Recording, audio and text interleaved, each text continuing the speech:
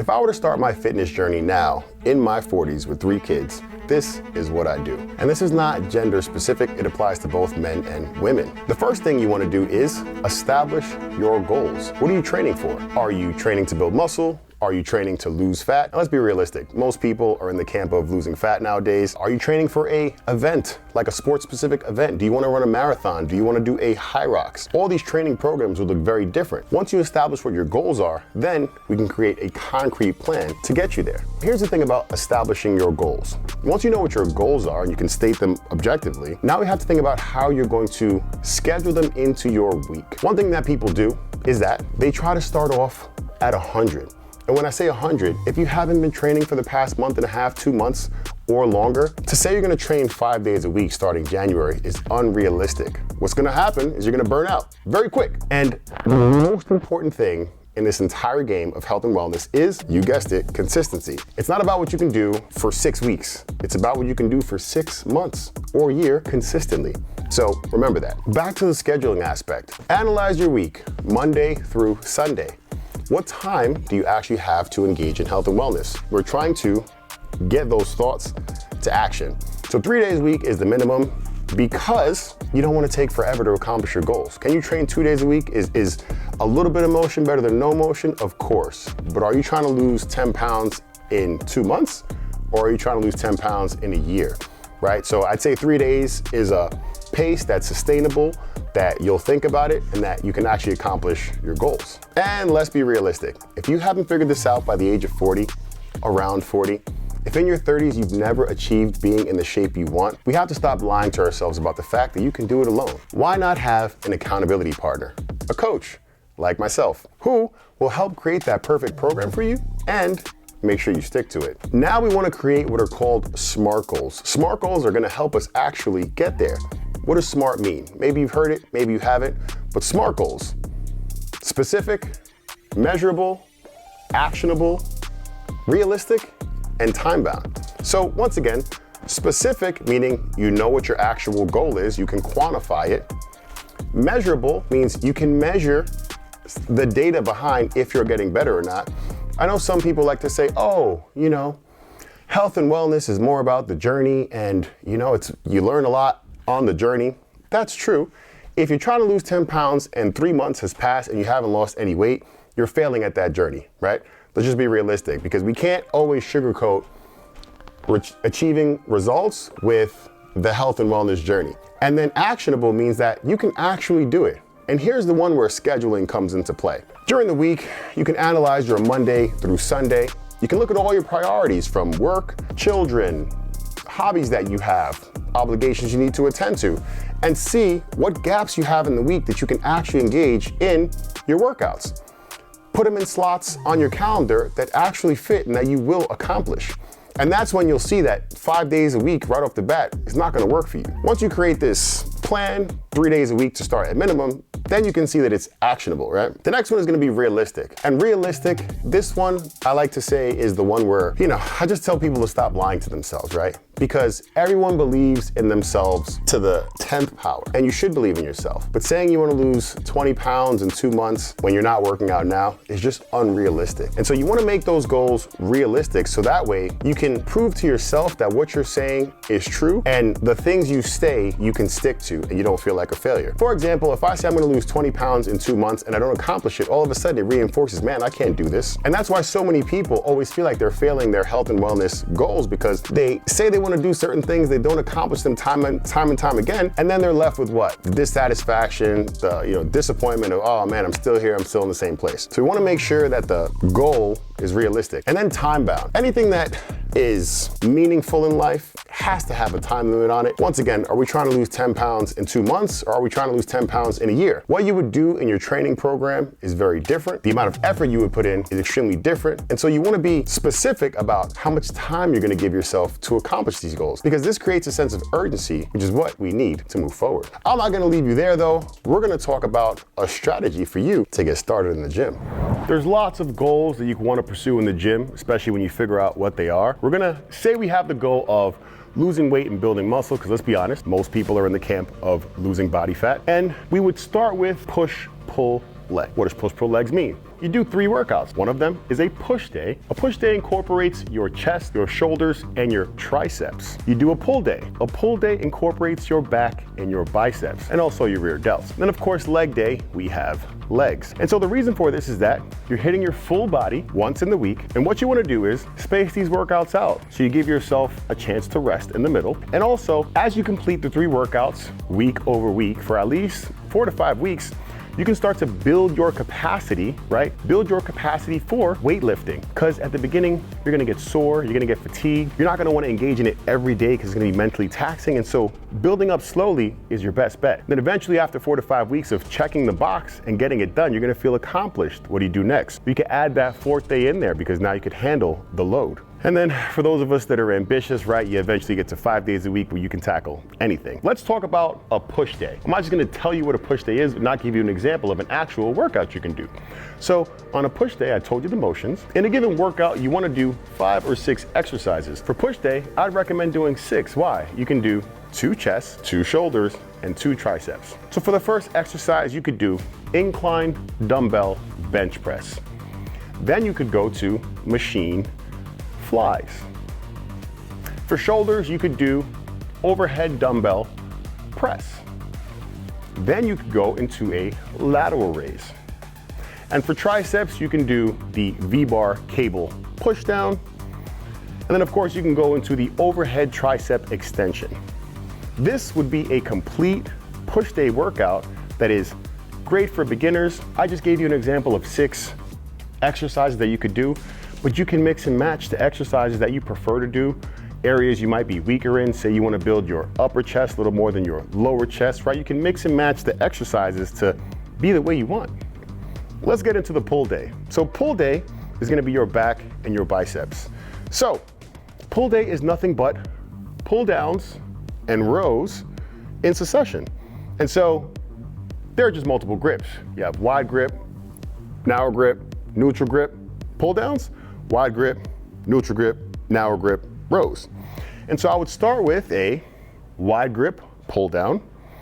Then you could go into a close grip cable row, followed by a close pull down, followed by a wide cable row. And then of course we have to jump to mount biceps. You can never leave those out. We will do easy bar curls, which is great for the peak of the bicep. And then we'll go into hammer curls. These are great for building the outer bicep. And last but not least, we have our leg day. So for leg day, we would start off with leg extensions for the quad. Then we would jump into leg curls for the hamstrings, followed up by a compound movement. So for the compound movement, we could jump into hack squats, which is a great overall compound squatting movement. Then we can move into dumbbell Romanian deadlifts, which is going to be great for the hamstrings and lower back, the posterior chain, followed by calves, because you can't do a leg day and skip calves. We're not skipping calves over here. Make sure you do them. And so on leg day, a lot of people think you must squat. Squatting is a great motion for you. It develops a lot of muscles, a lot of stabilizer muscles. I mean, in men, it releases testosterone. The type of squatting you do, that part is the part we want to be smart about. Because if you're north of 35, north of 40, and you haven't been training, well, squatting has a high risk of injury. So you want to make sure you don't tear up your lower back, because guess what? If you get a lower back injury, you're going to be out of the game for 4 weeks, 5 weeks, 6 weeks. And your ability to do things, right, you're going to be setting yourself back as opposed to making progress. And so I'd argue that we're not going to start with barbell squatting, because barbell squatting, if you have not been doing it, has a high risk of injury.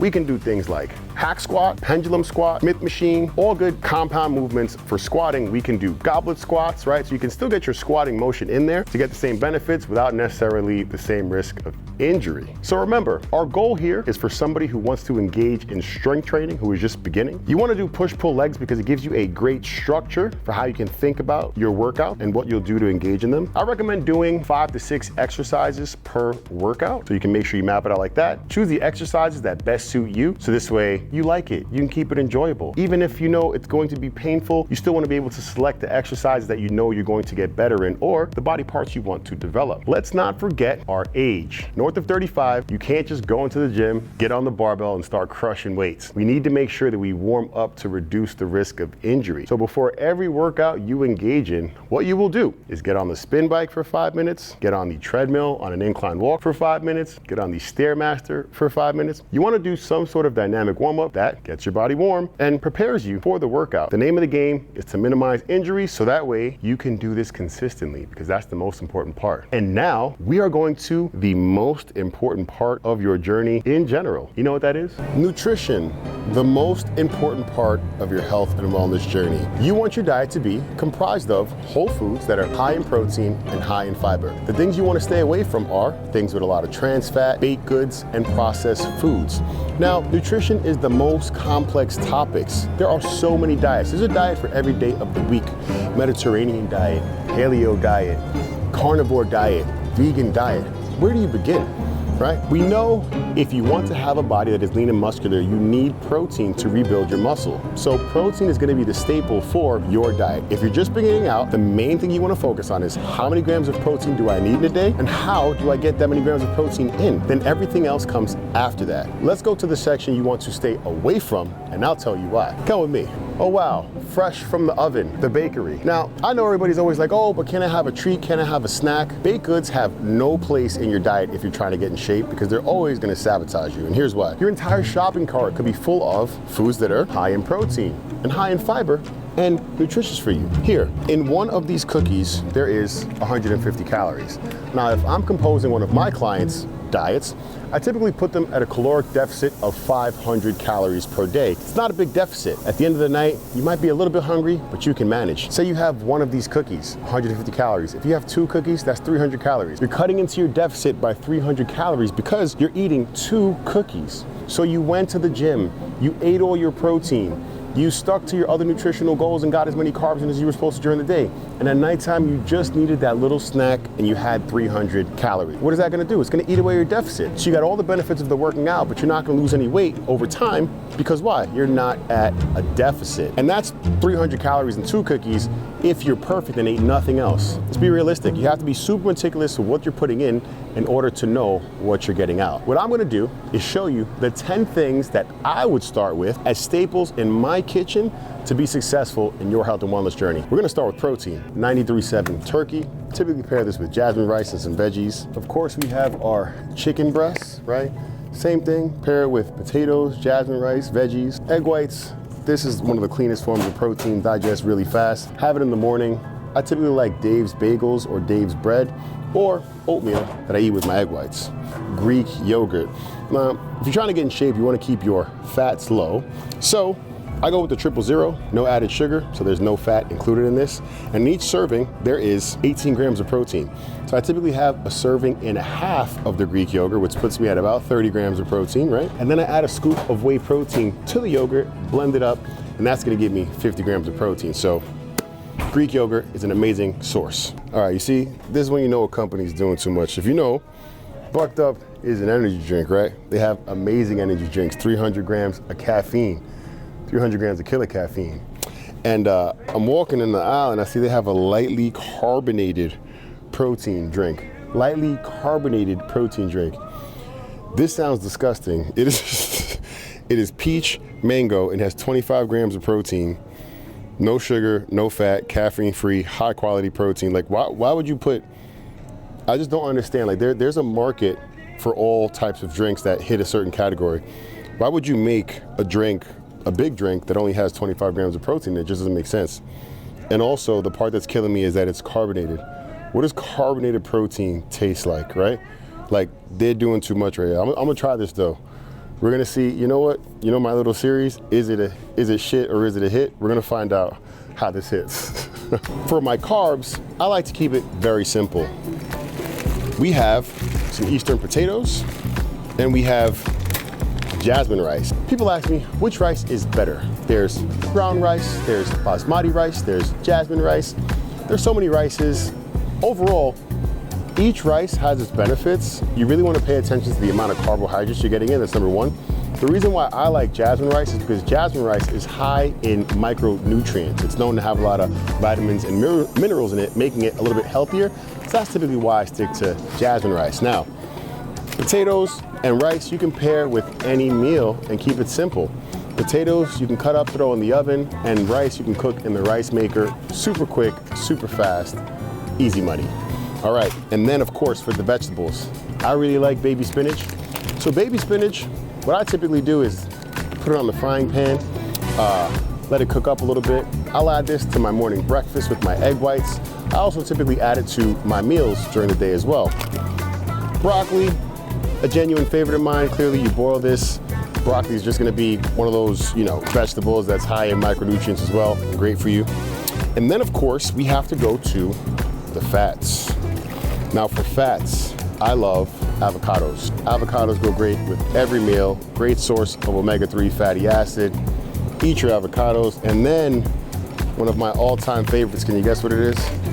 You know what it is, peanut butter. So peanut butter goes in your oatmeal in the morning. Hello, shoppers. We just got in. Interruption.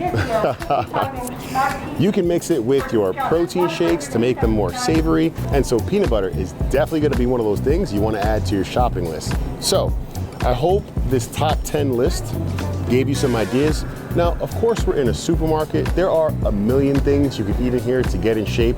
But if you are just starting, this is what I would start with because it just gives you like a framework, a reference for what you should be eating. And then, like I told you, if you're just beginning and you're trying to get in shape, the overwhelmingly most important thing you need to focus on is your protein intake.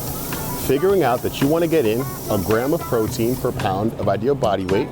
So say your goal is to get to 180 pounds, right? For a man, I'm not gonna say weights for women, say your goal is to get to 140 pounds, etc. Right? Whatever your ideal weight is, that's how many grams of protein you wanna get in per day. And then of course you have to figure out, okay, how am I gonna break my meals up to get this protein in? That is where you start. It's the first thing and the most important thing for you to be successful. So, hope you enjoyed this run. Let me know your thoughts on any foods you think I should include in my top 10. But these are mine. Here we go. Here's this lightly carbonated protein drink. Let's see how it tastes.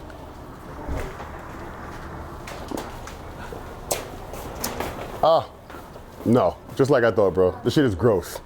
It's terrible. Here, taste it. All right, so I'm hoping that it's gonna be good because I like peach mango. No. That is definitely a no-go. I hope I was able to give you some ideas on how to get your fitness journey started, and I'd love to be a part of it if you'd let me. You could sign up for a free consultation at theapollomethod.nyc. Don't forget to like and subscribe to this channel if you want to see more content from me, and you could also follow me at The Story of Apollo on Instagram. Listen, people think when they hit 40 that their better days are behind them and that they can't ever accomplish the physical shape they want to be in, but that's not the case. All you need is the right guidance and the right plan, and you can achieve it. So stop doubting yourself, and guess what? The time to start is now. Take care, everyone.